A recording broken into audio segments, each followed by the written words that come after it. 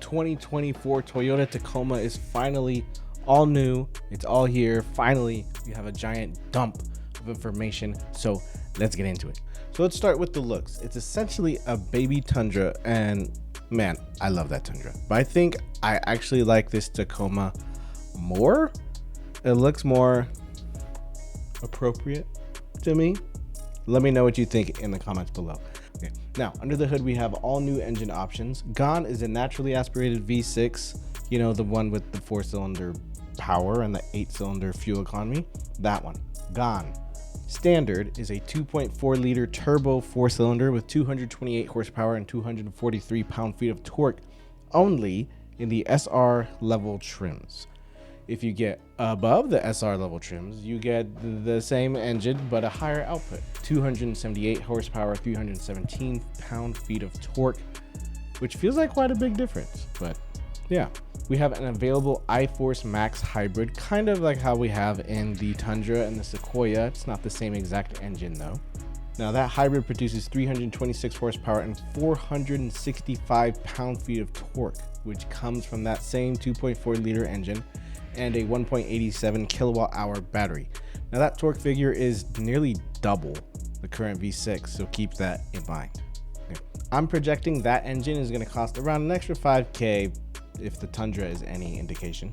Now these engine outputs are paired to either an 8-speed transmission or an actual manual transmission, which I'm sure is a shock to most people.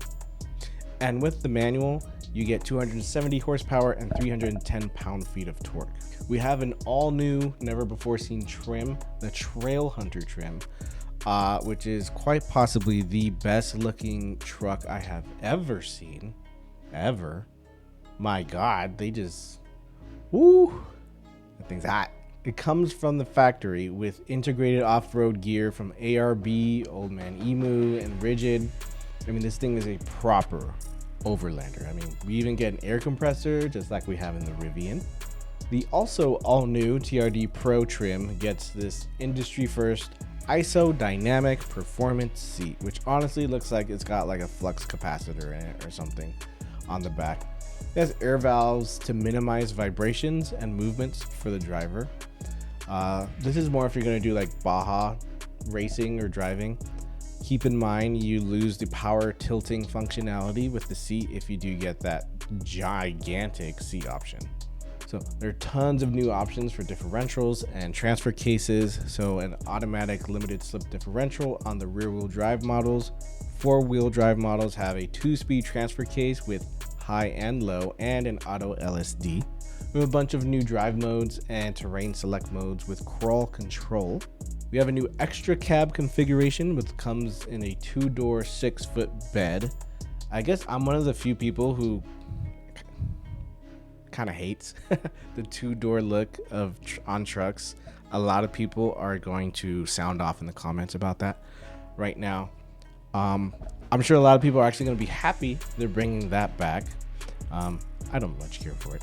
We also have the 4-door 5-foot bed option if you don't like the 2-door like me. We got Toyota Safety Sense 3.0 on all models. Max tow rating is 6,500 pounds and the max payload is 1,709 pounds, both when properly equipped. So you're not going to get that unless you add on some options. You know how this goes. It's a truck. You have tons of trailer assist like trailer brake control, straight path assist, and a 360 camera available. We have a new power open and close tailgate. Really like seeing that. We have a 400 watt AC inverter in the gas models, and in the hybrid model we get a 2.4 kilowatt AC inverter which can be accessed in the cab and in the bed. All right, now let's check out the inside of the car. The new 14-inch touchscreen is on display. Looks like a giant TV that they slapped into the car. I love it. It's ridiculous. It's the same one we see in the Tundra and we see in other Lexus and Toyota models. Wireless Android Auto and Apple CarPlay, wireless charger, and what looks like 5 USB-C cables throughout the cabin. We have a new 12.3-inch digital dash as standard on higher trims, while the lower trims get a 7-inch digital gauge. We now have a digital key option, so you can access your car, your tailgate, start your car with your phone. You can also share your digital key with other people, so you can let your homie borrow your car. for some reason. And there's a smart card option like Tesla, where you can bring around a credit card size key instead of your actual key fob. Pretty cool, right? Why am I mentioning that? Now, it's time for what they call taking a dump in the cereal. The whole digital key thing is only available with a remote connect subscription. Absolutely disgusting. Foul. Rancid, even. Anyways, the new JBL sound system comes with a new portable, removable Bluetooth speaker in the dash, kind of like a Rivian. I see you, Toyota. I see you. Stealing from the best. I see. Smart move. I feel like that's pretty dope. It's waterproof, up to 3 feet of water. I can't wait to hear what it sounds like. Oh, it doesn't sound like crap. I'm sure it doesn't. Now, for pricing, we don't know anything yet, but expect big, fat markups because, I don't know, dealerships still exist for some reason. So now we got markups. God, I hate it here. So expect prices to be more than the current model. And I fully expect that top Trail Hunter trim to go for around 70, 80K, maybe before markups. So keep it here for more tech and car news. Let me know what you think about the new Tacoma in the comments below. Do you like it? Do you not like it? What do you think? Let me know. I'll see you guys in the next one. Peace.